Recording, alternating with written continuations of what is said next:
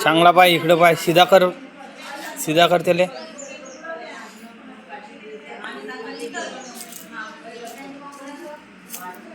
पाय सीधे ठेव पाय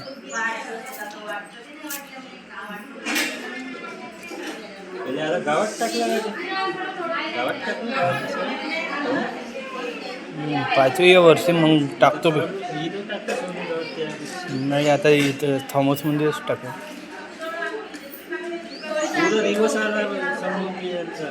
एकाच वर्षात रिवर्स येऊन गेला तो नाही तर सेकंडची याच्यावर होता तो